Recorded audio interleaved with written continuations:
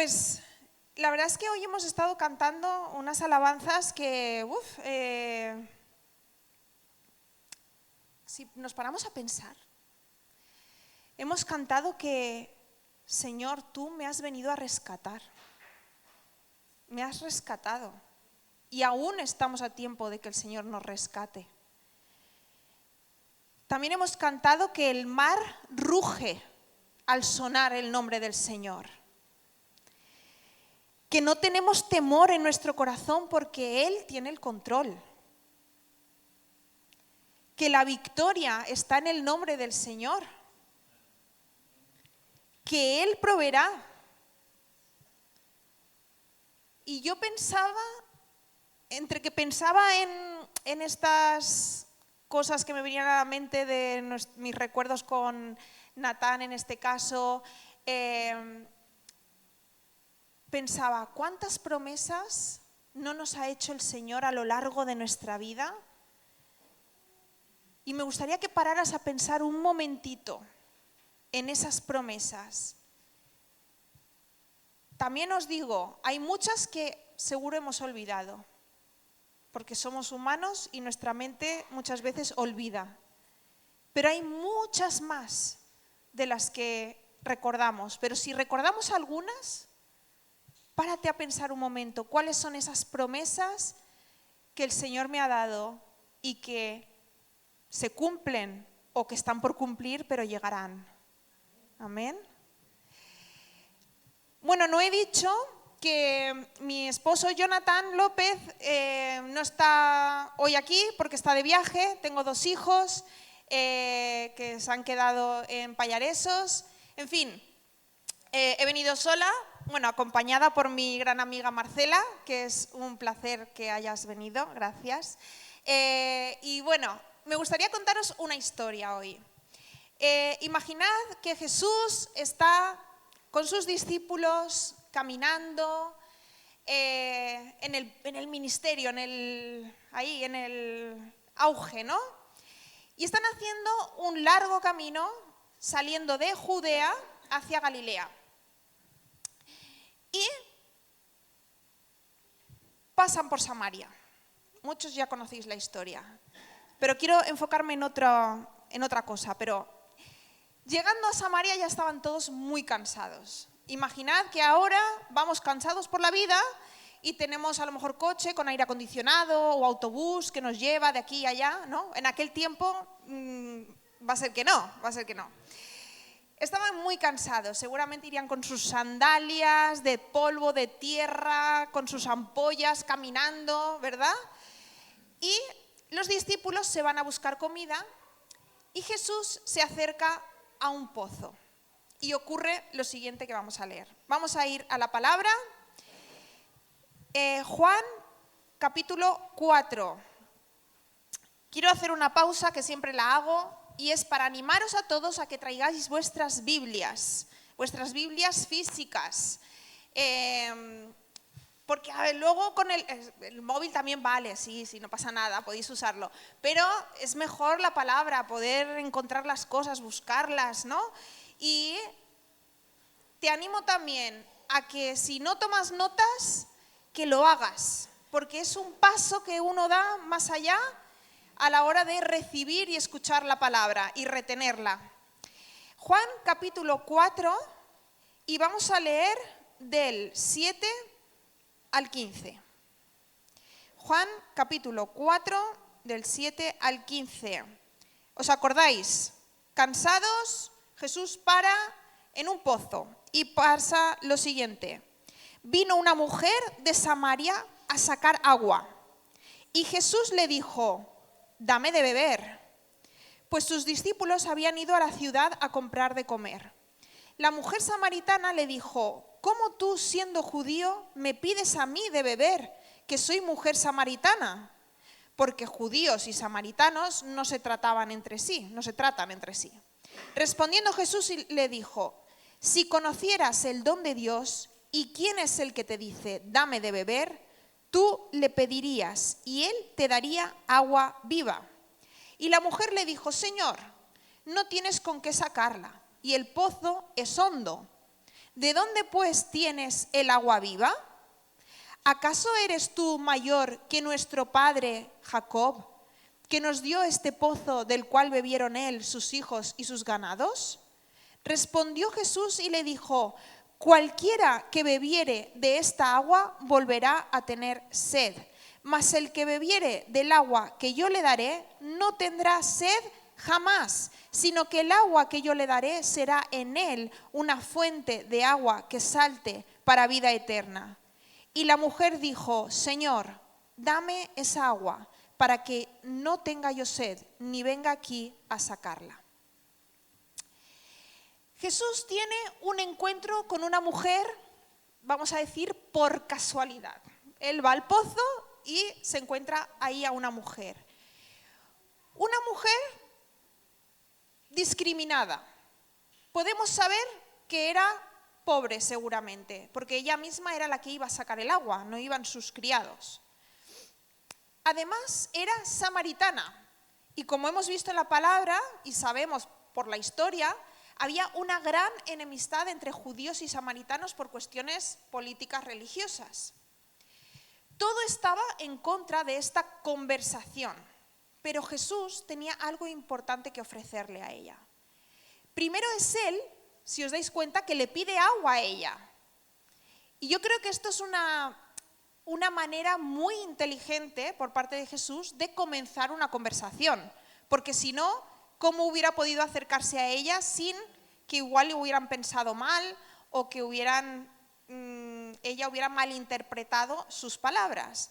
Por lo tanto, aquí vemos también en Jesús lo importante que es esa inteligencia que necesitamos a la hora de mantener conversaciones, a la hora de abrirnos con personas, a la hora de hablarles a otros de Jesús, ¿no?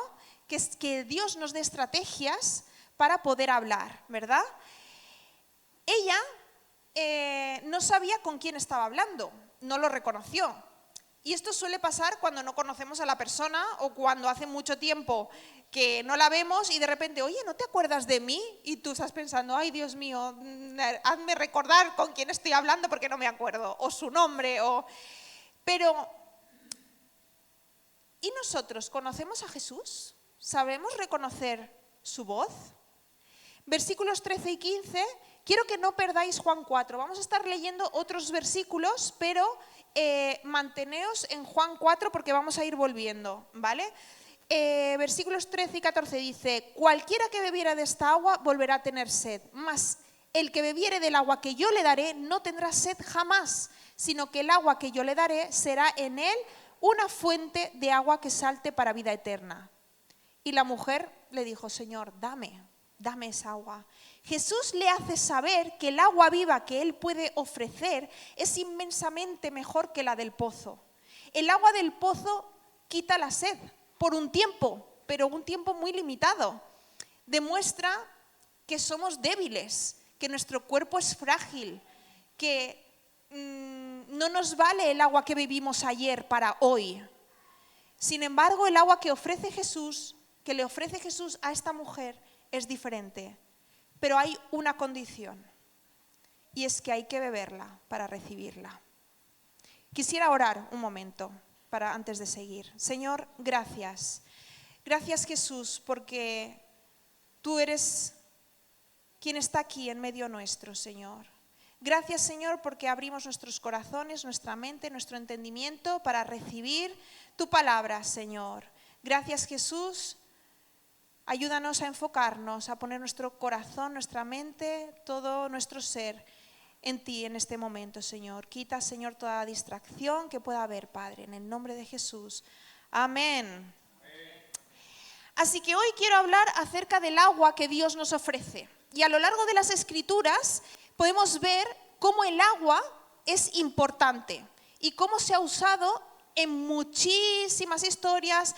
Se ha usado como comparativa, se ha usado como parte importante en muchas historias y visto de muchas maneras. Por ejemplo, ya en el principio, en el segundo versículo de la Biblia, en Génesis 1, versículo 2, habla que el Espíritu de Dios se movía sobre la faz de las aguas. Y también hemos visto una nube que cubría al pueblo de Israel, que al final una nube no deja de ser agua suspendida, ¿verdad? Jesús también hace el milagro de agua en vino. También el mar se parte en dos cuando el pueblo de Israel tenía que pasar. Vemos también el bautismo en agua como un acto de obediencia y así muchísimas cosas, ¿verdad? Entonces, teniendo en cuenta la importancia del agua, vamos a ver 2 puntos. El primero que quiero mencionar es aguas seguras. Aguas seguras. Y me gustaría que sin perder Juan 4 nos fuéramos a Isaías. Isaías capítulo 43.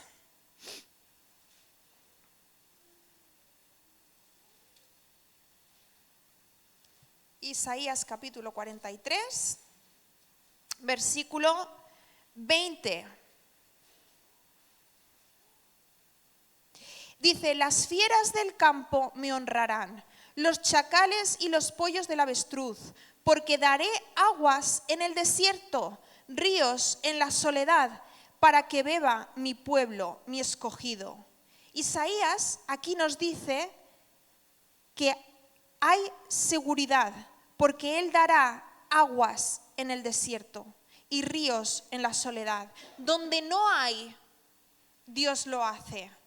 En Isaías mismo, capítulo 44, versículo 3, justo al lado, 44:3, porque yo derramaré aguas sobre el sequedal y ríos sobre la tierra árida. Mi espíritu derramaré sobre tu generación y mi bendición sobre tus renuevos. Aquí Isaías está profetizando sobre el derramamiento del Espíritu Santo, que en parte se cumple con Pentecostés. Y este derramamiento se relaciona con renovación, bendición, fertilidad. Dice, versículo 4, 44, 3 y 4, y brotarán entre hierba, como sauces junto a las riberas de las aguas. Brotará, saldrá, habrá fruto, habrá fertilidad. Por lo tanto, habla de ese agua como una renovación, una bendición y un lugar de fértil. Seguimos en Isaías 55:1.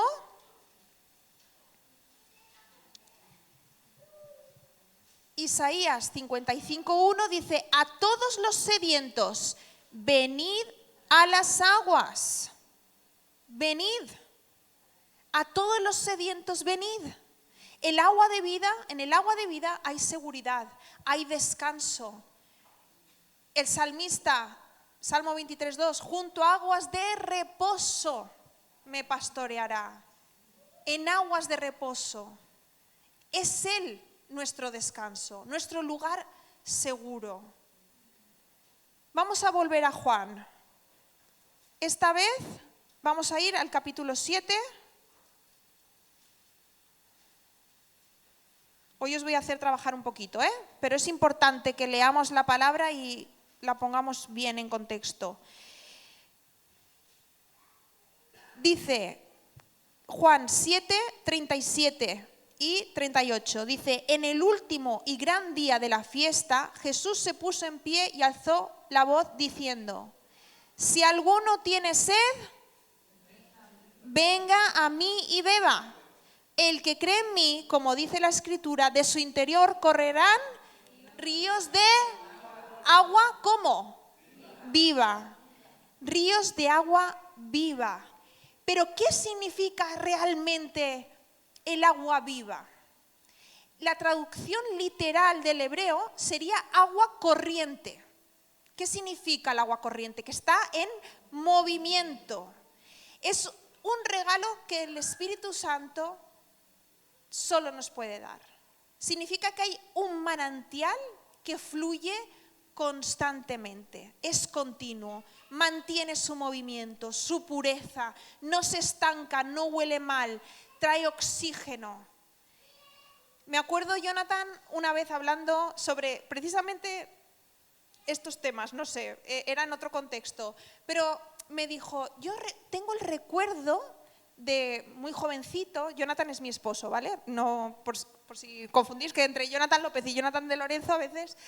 Jonathan López, mi marido, dice, me acuerdo tanto cuando vi una vez el nacer de un río. Porque hay varios tipos de ríos. No voy a entrar aquí en temas geográficos, que si no, Natán me gana. Pero hay ríos que nacen del deshielo, ¿no? Pues cuando la nieve se descongela, pues crean. Y luego hay ríos que nacen, que brotan, ¿no? Del subsuelo, y parece que nacen de la nada. Y de repente brota, sale, ¿verdad?, un manantial que hace un río. Ese río tiene un recorrido, tiene un camino que llega, desemboca al mar. Pero no que se queda ahí. Eso luego hay una circulación, ¿verdad? La lluvia, tal, cae la tierra y vuelve otra vez. Es un ciclo completo. Pero le llamaba la atención el hecho de que aquello brotaba de la nada. Parecía que brotaba de la nada. Nosotros no veíamos de dónde salía, eso brotaba y ya está. Pues aquí hay un río que no brota de la nada, que brota del corazón de Dios. Y todos son invitados, todos los que tengan sed. Nadie será rechazado. Y eso nos da una seguridad de que nosotros no vamos a ser rechazados por Dios.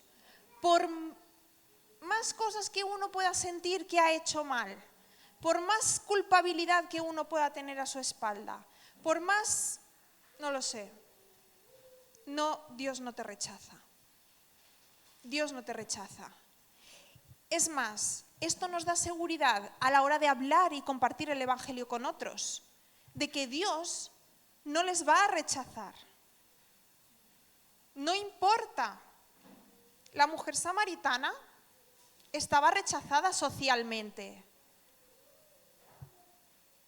Sin embargo, Jesús se acercó y le dio esperanza. Nuestra satisfacción espiritual es segura, siempre está a mano, ya que el surtidor siempre rebosa, está en continuo movimiento. Nuestro Creador también ha puesto en nuestro corazón un abismo, una eternidad, es decir, algo que no tiene fondo. Cristo no nos da solo el agua, sino el manantial, que llena ese abismo. Porque a veces queremos llenar nuestras vidas con cosas. Y hay gente ahí fuera que dice, es que me siento vacía, lo tengo todo, pero me siento vacía. Porque ese abismo, solo Dios puede llenarlo con un manantial, no con un riachuelo, sino con un manantial de vida. Hemos leído que no tendrá sed jamás. Dice que el que bebe del agua no tendrá sed jamás. Será saciado por Dios mismo, tendrá vida y vida en abundancia. El vacío interior solo puede ser llenado por Dios. Solo Él puede llenar ese vacío. En el momento en que Jesús está hablando con la mujer, vemos en el versículo 15 de Juan 4, Señor, dame esa agua para que no tenga yo sed. Se da cuenta que necesita esa agua que Jesús le está ofreciendo, que ella sola no puede. Esa agua que brota perpetuamente, que surge de un manantial y que lo convierte en un surtidor de vida eterna, que al final ese es el propósito, ¿verdad? Pues hemos visto aguas seguras. En Jesús estamos seguros. Esa agua que el Señor ofrece es segura. Y ahora vamos a ver el segundo punto. Aguas eternas. Vamos a ir un momento a Apocalipsis, sin perder Juan 4, Apocalipsis capítulo 22.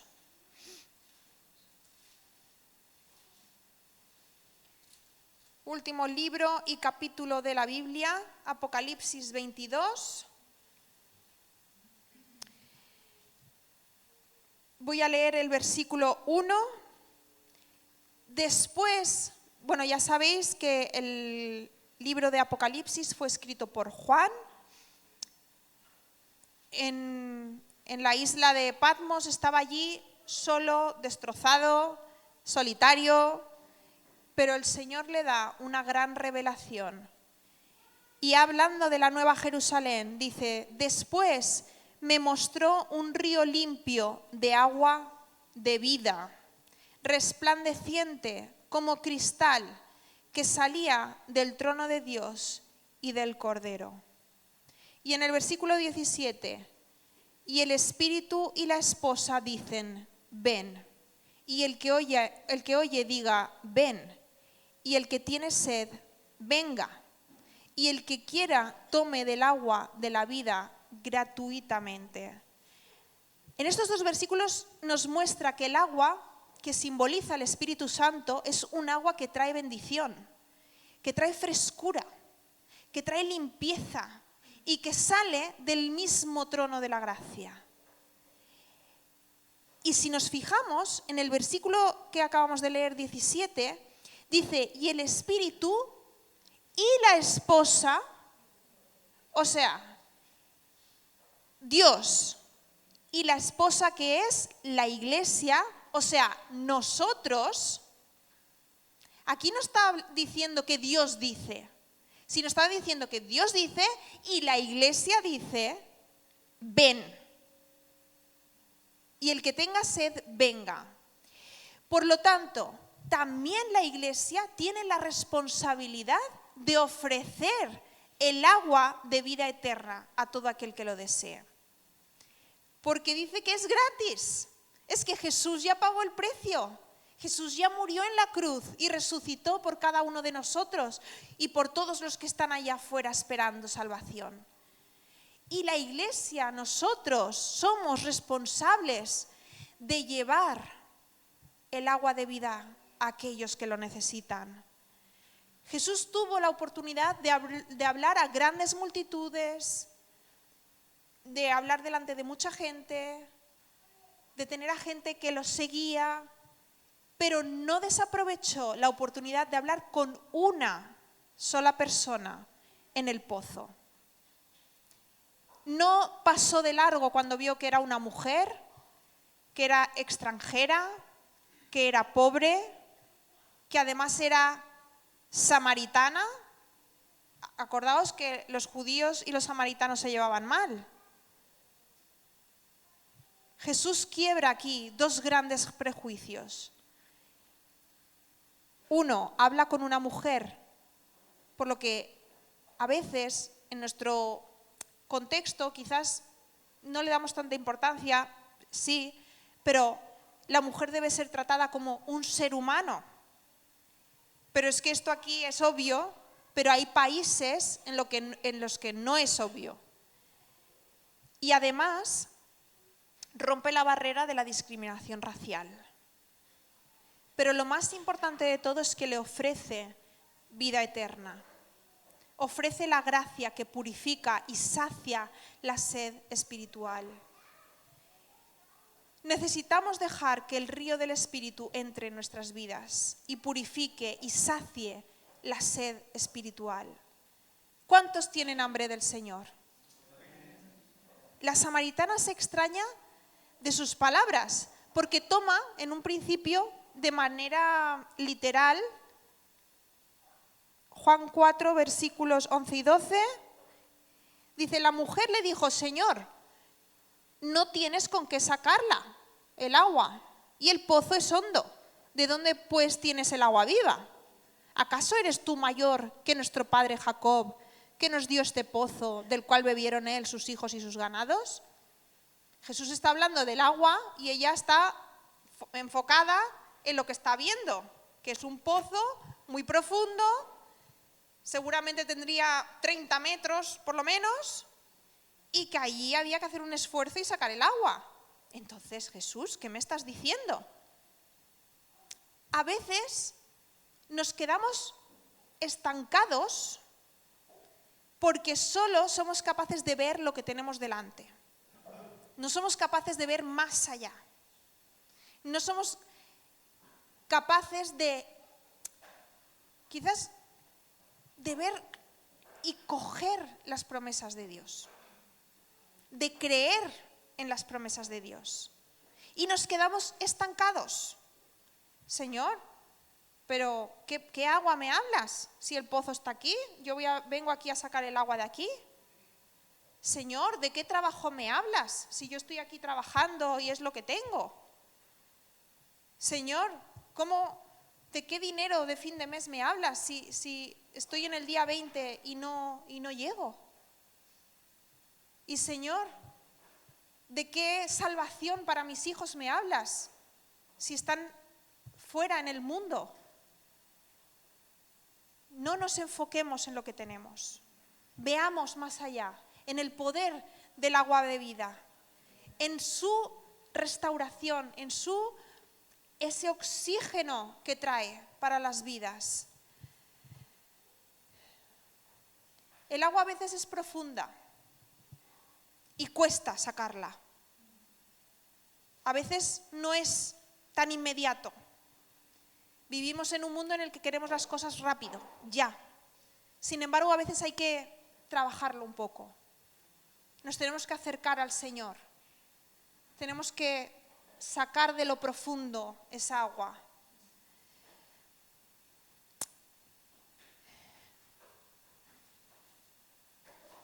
No hace falta que lo busquéis, pero lo leo, Salmo 42. Dice, Salmo 42, 1 y 2, como el ciervo brama por las corrientes de las aguas, así clama por ti, oh Dios, el alma mía. Mi alma tiene sed de Dios, del Dios vivo. Aquí el salmista hace esta comparación como el ciervo brama por las corrientes de las aguas. Así clama, así tenemos que clamar al Señor. Tenemos sed de Dios, necesitamos ser llenos de Dios.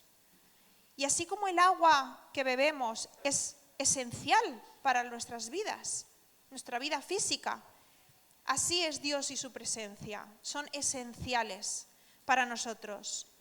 Y os voy a decir una cosa que es un poco fuerte, pero es verdad. Si dejamos de tener sed de Dios, morimos espiritualmente. Dejar de tener sed de Dios es morir. Y ¿sabéis una cosa? Normalmente uno no se aleja del Señor de un momento a otro, de repente. Normalmente es poquito a poco. Es poco a poco.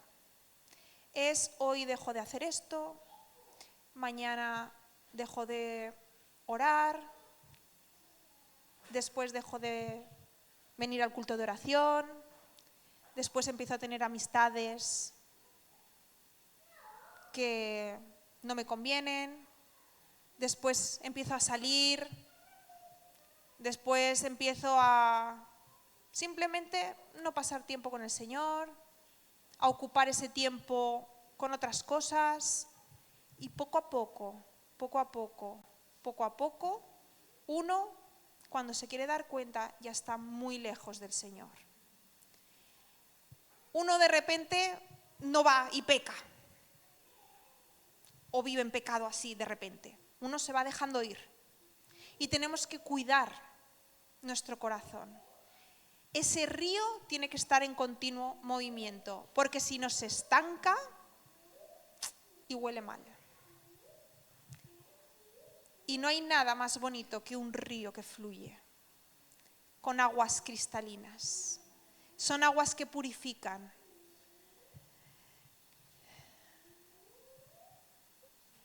Dice la palabra que buscad al Señor mientras pueda ser hallado. Y realmente es un privilegio que Dios nos ofrezca este regalo. No lo merecemos, en verdad. No merecemos nada, porque somos pecadores.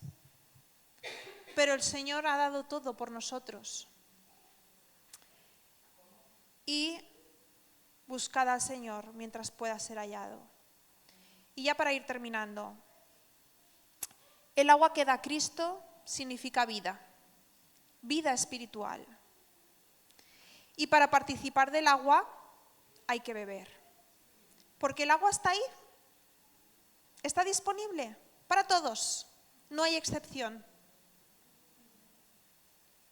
Pero hay que beber, hay que dar el paso. El acto de beber no es momentáneo y de una sola vez, es progresivo y repetitivo. No vale con que hoy yo me acerque a la fuente y mañana no, y pasado no, y luego otro día igual sí. No.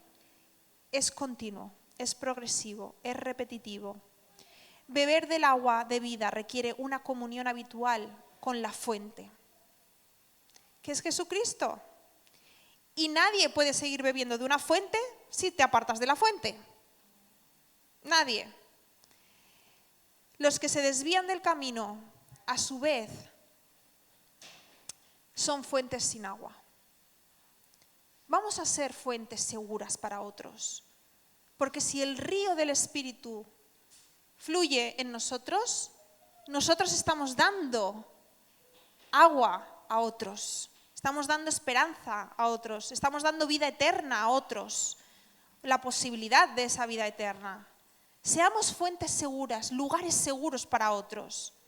¿Qué encuentra la gente cuando se acerca a nosotros? Y mientras que nos llenamos de Él, ofrezcamos a otros el agua de vida. Seamos un lugar seguro que nuestro alrededor necesita. Y me gustaría hacer una reflexión para que podamos meditar en ello. ¿Somos fuentes secas o llenas? ¿Tenemos sed de Dios o nos estamos secando? Dejar de ir a la fuente es morir espiritualmente. Quizás no momentáneo, pero con el tiempo. ¿Qué puedo hacer hoy para volver a la fuente? ¿Qué pasos puedo dar? ¿Qué es lo que el Señor me está pidiendo? Quizás tu situación es que tú estás arraigado a la fuente, bebiendo de la fuente, y el río está fluyendo. Gloria a Dios.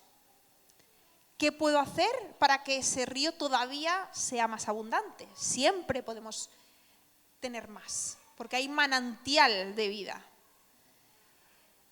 Quizás tu situación sea que notas que esa sed ya no existe, que ya no tienes esa necesidad,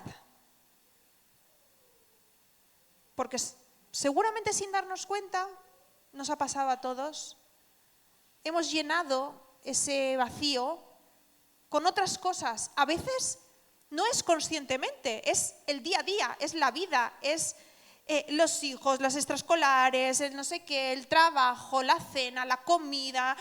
Y cuando acaba el día, no hemos tenido un momento con el Señor. Y eso pasa un día, y pasa otro, y pasa otro, y entonces dejamos de tener esa necesidad de ir a la fuente, y ahí es cuando poco a poco nos vamos dejando ir. A eso me refiero. ¿Qué podemos hacer hoy para volver a esa fuente? ¿Qué hábitos quizás tenemos que cambiar, tengo que cambiar para volver a tener esa sed?